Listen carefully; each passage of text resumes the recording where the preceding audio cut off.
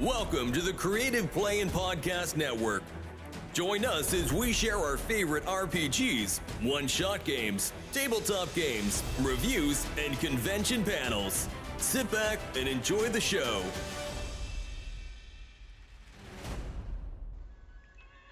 Hi, this is Kelly, aka Trixie from Ragnarok and Roll, assigned to Ragnarok Story, and Tilda Wimblewick from D&D Journey of the 5th Edition. First off, I would just like to say thank you to everyone for listening to our varied adventures, as well as for rating us on iTunes and RPGpodcast.com. If you haven't rated us yet, we would greatly appreciate it if you could. And if you're looking for more ways to support our efforts, we are now on Patreon, a great site where you can help us continue making more podcasts, as well as some special surprises for our patrons. If you can, please look us up at www.patreon.com/cppn. Every little bit helps. And again, thank you for listening. Hey guys, welcome back. Jim here. And Kelly. And the Creative Play and Podcast Network is having RPG Day 2024. We are on August the 28th. Kelly, what's that prompt? For the 28th, Great Gamer Gadget! Gadget. This one is hard because I think we've kind of covered the topic a couple times. I know, certain things like, I'm going to throw it out there, the mythic mugs, because, and I call it a gadget because you can use it as a dice box, you can use it as a dice tower, you can, because they have an insert, it's an all-in-one kind of thing, you can screw on a lid, and plus, drink sodas out of it, or actually beverage of your choice. It doesn't even have to be, but it's designed for can-like shapes. And you can just drink right out of it. So, but you know what I've come to love with and I have different ones in different colors for different games. I like clipboard folders that you can put so it's a clipboard on the outside, but it's a case that you can put in your papers, and I have different colors for different games, and you can not only fit a bunch of papers in there, but you can fit a complete set of dice, as well as pencil eraser, that type of thing. One of them I even have a dice tray, one of my collapsible dice trays in there. So I love it because then it's just an all-in-one. Boom, you can open it up. You can even use it as a dice tray. Yep, you've seen my contractor grade one with the rubber sides. It is nice having a clipboard because, especially as a GM, you can shove your notes in there and you can use it as a portable writing surface. So all of your books and minis and GM screen take up your table face, and having your clipboard gives you an extra place to put things. I totally agree with that one. Yeah, and you can, so each game I can have a specific set of dice.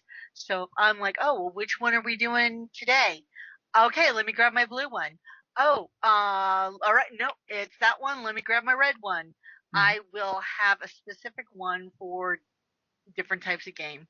Blue is for my space and, like Star Wars Galaxies and those types of things, Pink, of course, is for Daggers of Freeport and, different things. And I'll have pens in there as well as, pencil paper. It's fantastic. That's my go-to gadget. That is a great pick. Mine is going to be super complicated because it has nothing to do with me watching YouTube today, while working. But I'm going to throw out and there's many different versions. I'm just going to go out with one of the ones that I've seen. Taking 20 on YouTube, his channel, he's got a really great tutorial for making a cheap and portable flat screen TV playing surface. So that way you can plug your laptop into it and you can turn a flat screen TV into your virtual tabletop at the game table. And I could totally see using, like, over at Jocelyn's how she's got that booster dealio, so you can still put your cups and things underneath it. You could totally have an extra level of game surface on the table using a flat screen like that. Totally bougie gamer stuff, but something I would totally think about making one of these days, in the far, far future.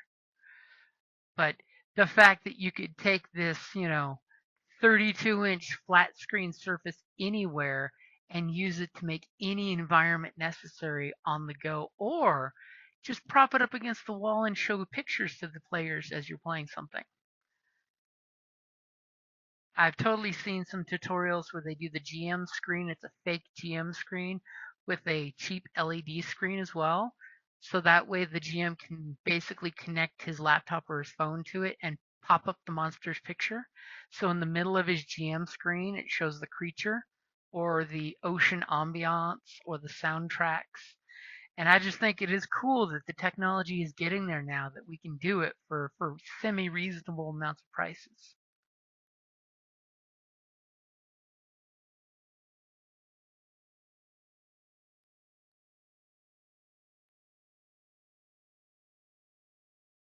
Are you there? Are you muted? Oh, yes, apparently I was muted. I'm sorry. I'm like, did I lose you? No, I muted myself because I was coughing. And I'll totally post the link to Taking 20's page where he makes the cheap and portable flat screen tabletop TV, because that's just super sexy handy. I mean, it really is. Think of how few gaming maps you'd have to carry around if you had your laptop set up for that. That's true, but you do have to, it can be risky taking your laptop to certain places. Oh yeah, so. I'm one of those people. I don't want to have more crap in front of me at the GM's table, because I already have a lot of crap at the GM's table. And I do fear laptops, as a general rule, laptop at the table is just another distraction like a GM screen, than engaging with your players. That's just one of the me personal things. I like to put as little things between me and my players' happy little faces, because I want to see everyone's faces and reactions and not be looking down at my screen as I glower at the player at the table who's got his laptop out, wondering what he's doing behind that screen. You best not be playing World of Warcraft. Oh, yes. Well, that's a little harder to play when you're in, gaming. But when you're like, say, all together around the table, sometimes, I don't know, it's like, it kind of takes the personal out of the gaming, it's like a buffer between you, and it's a detriment to the social aspect if you're gaming in person to have the laptop there, I think. We might be touching on tomorrow's topic there. Remember, gamers, just like at dinner, cell phones away while eating. Well, I think that's a topic for another day. Yeah, I think that'll be the topic for tomorrow. Very appropriate for tomorrow's. And by the way, I totally want to throw it out. Tomorrow is the eve before Tucson Comic-Con. Yes, it's hump in day for all the fan table groups and all the vendors that we know that are selling there. So keep an eye out for Tucson Comic-Con. If you're going, I totally want to throw it out there. There are some after parties that are listed on the Facebook pages. And Tucson Convention Center does have a clear bag policy, so that if you go to the convention, you have to have a clear bag that security can see and go through things. And they will totally have their drumsticks to poke through your bag if they have to actually physically poke in there.